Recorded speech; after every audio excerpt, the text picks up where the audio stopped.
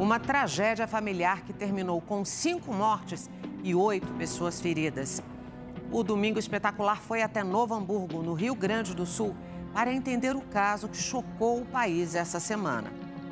Um homem de 45 anos que sofria de esquizofrenia e tinha legalmente 4 armas dentro de casa atirou contra familiares e policiais.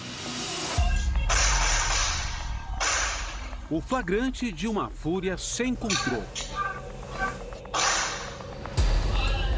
O Domingo Espetacular teve acesso a imagens exclusivas do cenário de guerra criado por Edson Kripa, que durou 9 horas.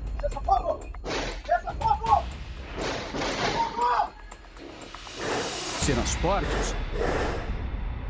Tem 3 rajadas grandes, depois tem lá. Os furos na parede marcam uma história que teve início na noite da última terça-feira. Uma equipe de policiais atendia um chamado de Eugênio Kripa, um senhor de 74 anos. Eugênio denunciou o filho Edson, de 45 anos, por manter ele e a esposa Cléris presos em casa depois de uma discussão. Assim que os policiais chegaram, Edson passou a atirar seguidamente. Era o início de um ataque que terminaria com 5 mortes e pelo menos 8 pessoas feridas. A chacina aconteceu nessa rua pacata, repleta de moradias, num bairro de classe média em Novo Hamburgo, cidade a pouco mais de 50 quilômetros da capital Porto Alegre. A casa da família Kripa é essa aqui, ó. Segundo a polícia, mais de 300 tiros foram disparados naquela noite. Uma cena de guerra que tirou o sono e trouxe medo para toda a vizinhança. Essas imagens, conseguidas com exclusividade pelo Domingo Espetacular, mostram o que aconteceu. A guarnição da brigada, a Polícia Militar do Rio Grande do Sul, tinha acabado de chegar à casa dos Kripas. É possível ouvir uma troca de tiros. Neste momento, Edson atingiu e matou o policial Everton Ranieri Kirsch Jr., de 31 anos. Everton era casado e pai de um bebê com 45 dias de vida.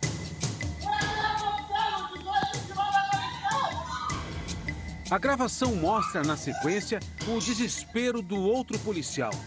Rodrigo Weber Vols viu o colega ser baleado e pediu reforços.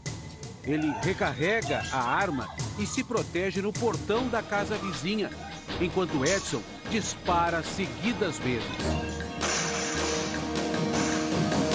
Paulo mora na mesma rua e acompanhou tudo de casa.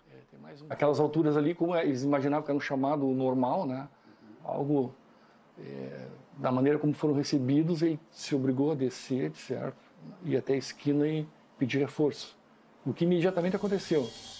Surpreendido pelo atirador, o policial Rodrigo corre pela rua na direção contrária à casa. Edson aparece em seguida, perseguindo o policial. É possível ouvir gritos.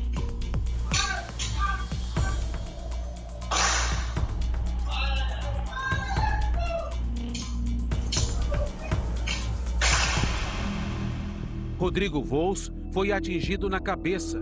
Chegou a ser socorrido, mas teve morte cerebral decretada 2 dias depois. Ele era casado e tinha 31 anos. Nunca nós vamos poder aceitar a morte de um policial como naturalizada, né? Quando morre um policial, morre alguém que se propôs a defender a sociedade, mesmo com o risco da própria vida. Depois de balear o policial, Edson voltou para casa. Os alvos agora seriam os próprios familiares. Os tiros mataram o pai dele, Eugênio Kripa, e o irmão, Everton, de 49 anos.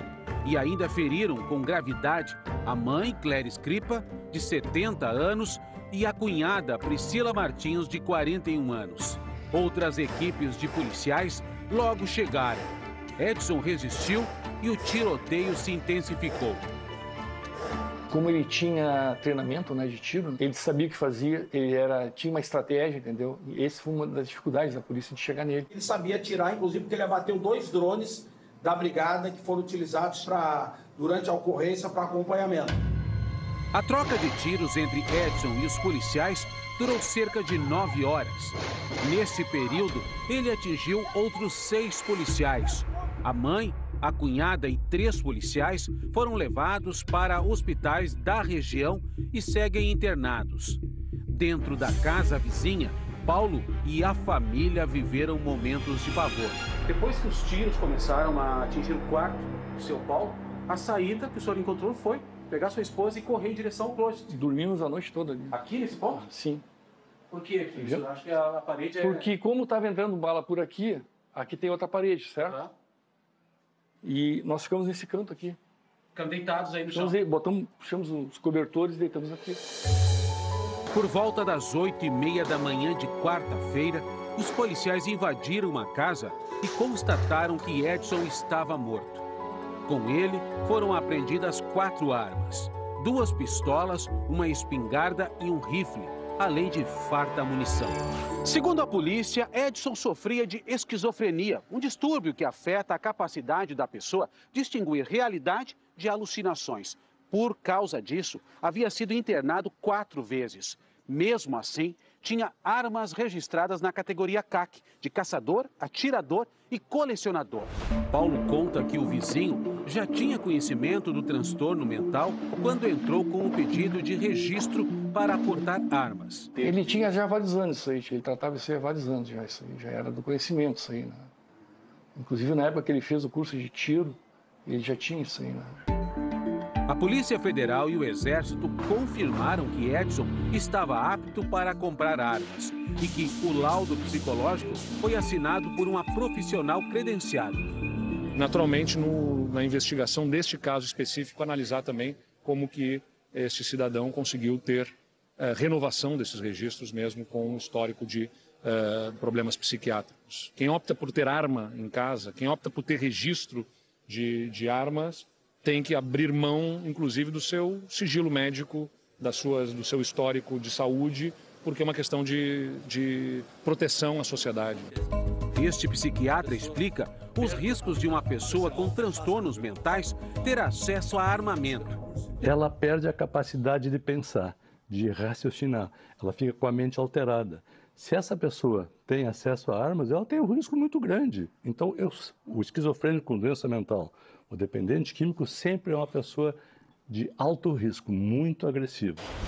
A Polícia Federal iniciou uma investigação interna para saber como foi feito o exame que aprovou o registro de arma para Edson Cripa.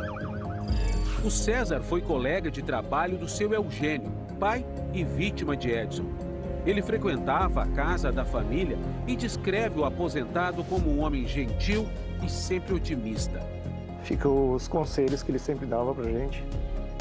Tem um outro colega que entrou em contato comigo também falou a mesma coisa, que ele sempre estava preocupado, assim, né? Mesmo com o histórico de transtorno mental de Edson, para César e Paulo é difícil acreditar no pesadelo vivido na casa da família Cripa. Ele era uma pessoa calma, tranquilo, tímido. Não sei o que poderia ter sido evitado.